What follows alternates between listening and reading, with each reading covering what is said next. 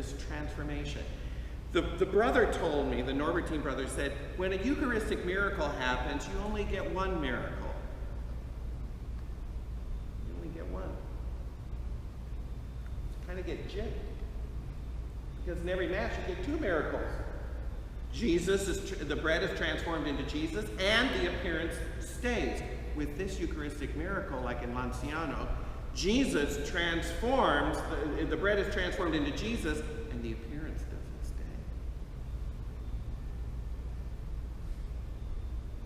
I like that. I like that. I like that. It's only half a miracle. Every Mass, this occurs. You get two miracles for the price of one.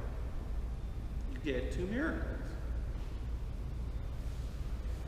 Wow. It's Jesus really present, really there. And it just looks like bread. It's really Jesus. I like to say it's Jesus in disguise as bread.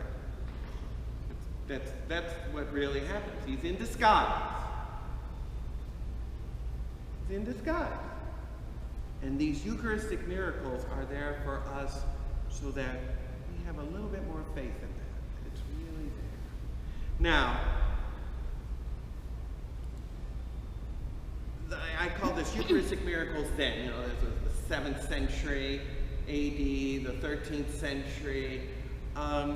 These things just don't happen nowadays, you know. This is all medieval, hucksters, and the church will say anything for you to get your money. You know what I mean? This is all just a bunch of baloney, right? This is all phony baloney business, right? Things like this just don't happen nowadays. Oh.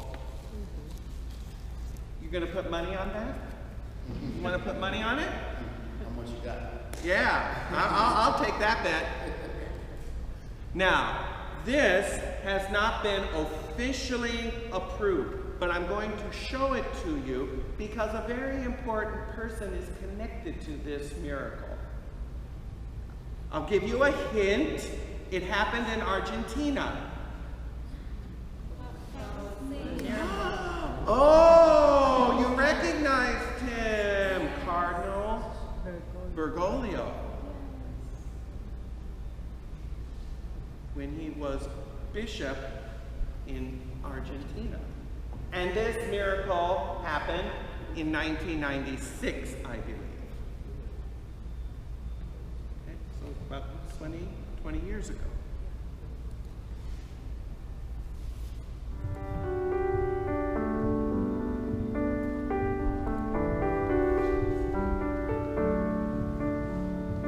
Specifically Buenos Aires.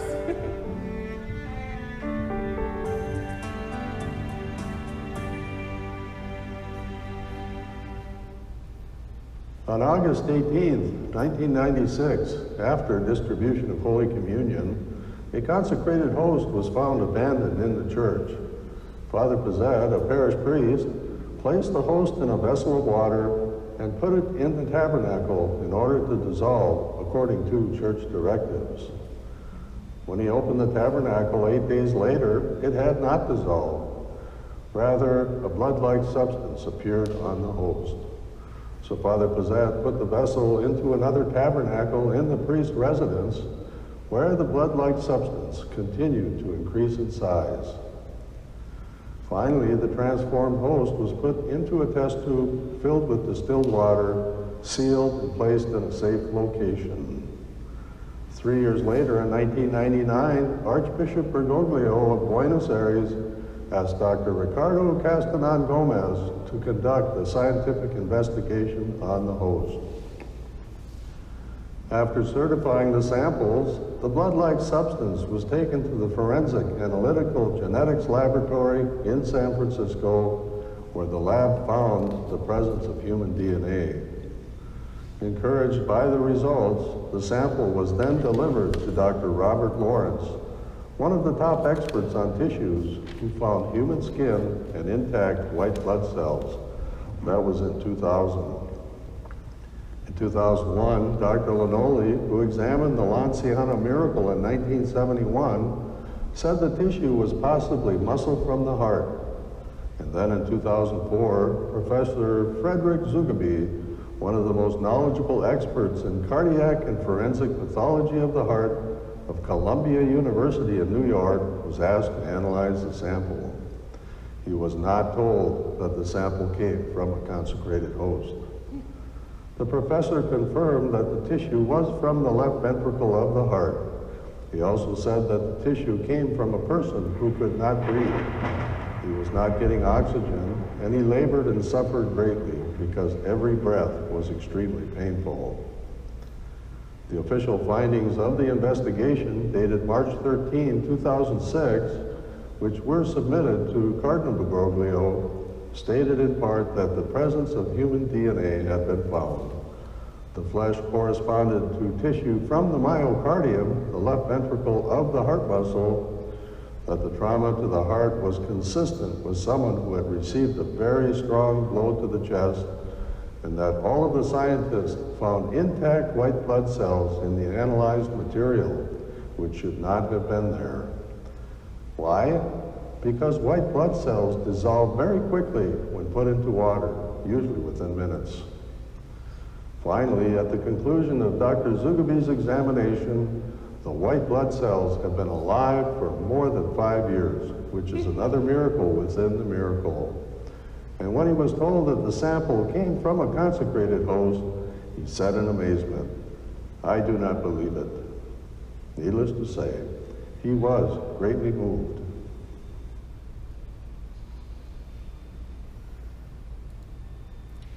So, then Cardinal Bergoglio was very privy to this investigation. Well over 10 years of investigation into this miracle. And who is Cardinal Bergoglio now? Pope Francis. Pope Francis. Huh. Wow.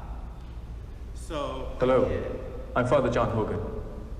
that is remarkable in of itself. And again, we see the consistency of this Eucharistic miracle.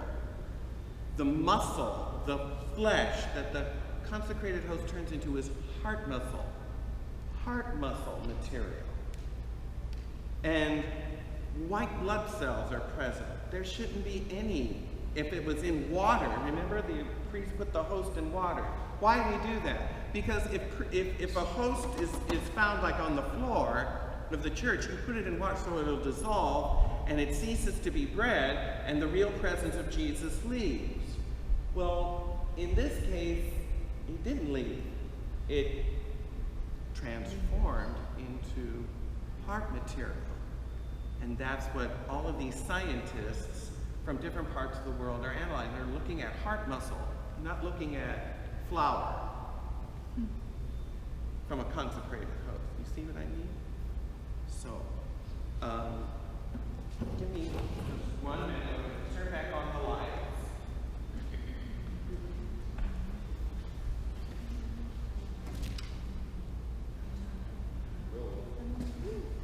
Sorry about that.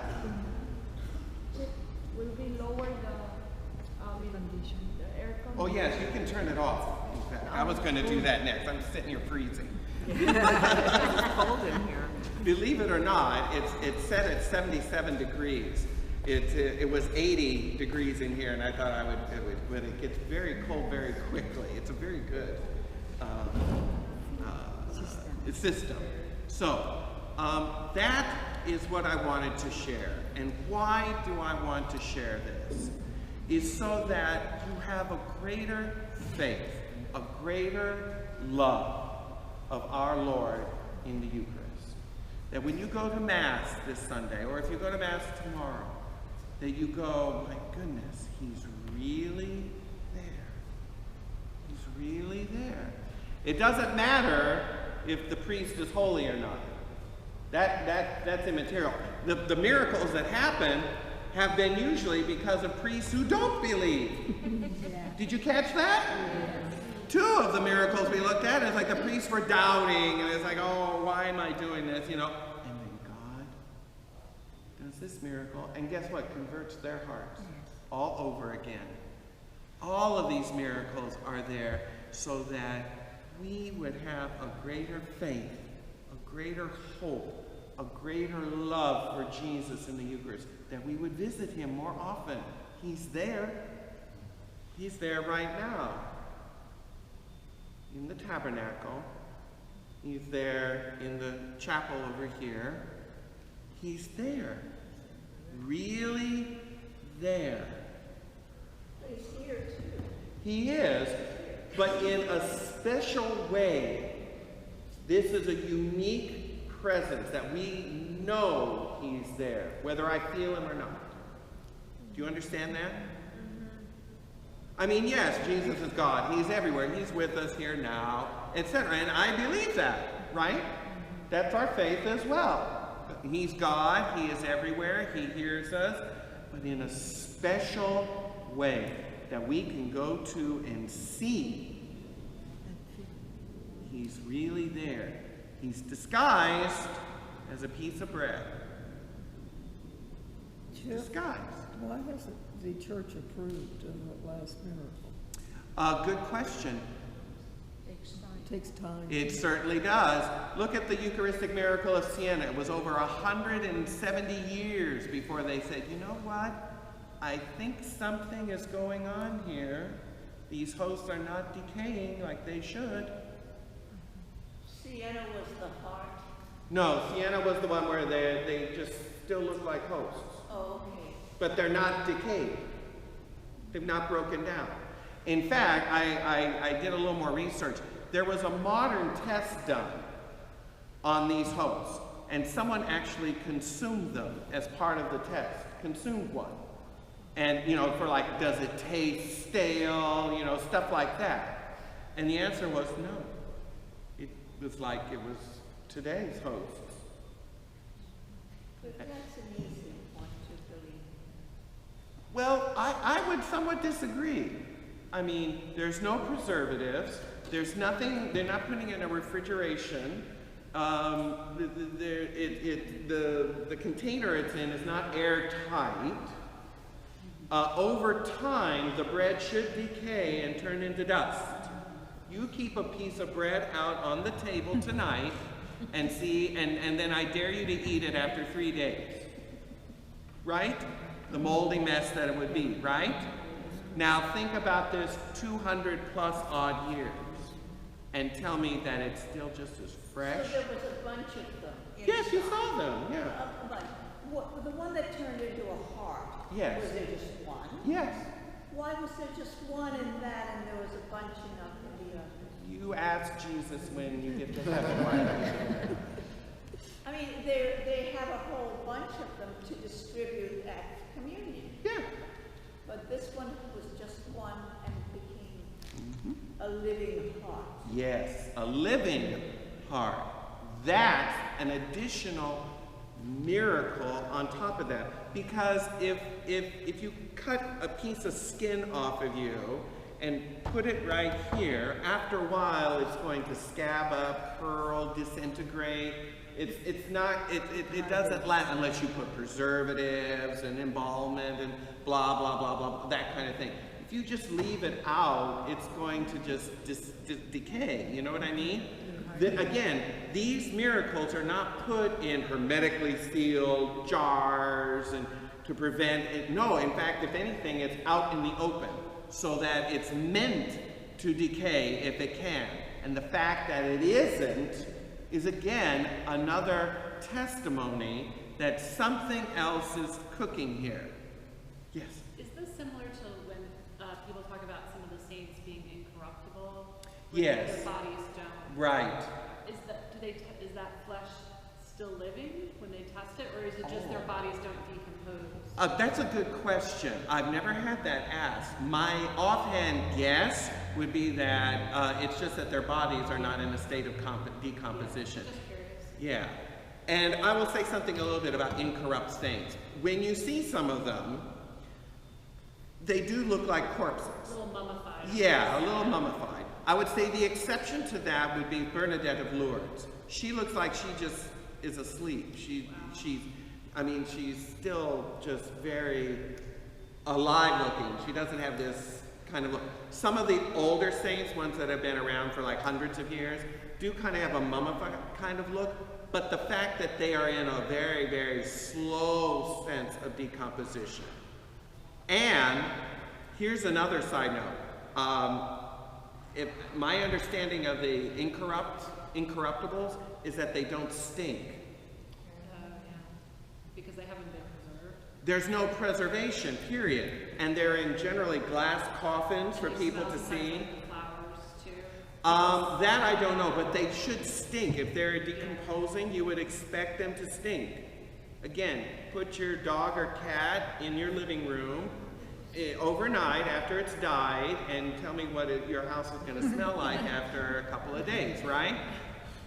Well, these saints are in churches. Like I said, Saint Bernadette, for example, is in a glass coffin that you can visit in the convent of Nevers. It's not anything that's sealed tight, airtight, things like that. So if she's decaying, she should stink. But does she have fluid in her body? No. She was not embalmed. No. She was a poor nun that died, and they put her in the ground. And that's it.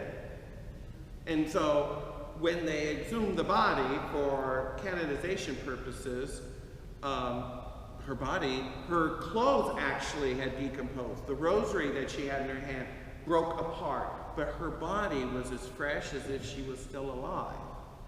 That was an additional sign from the Lord that she is in a state of slow decomposition.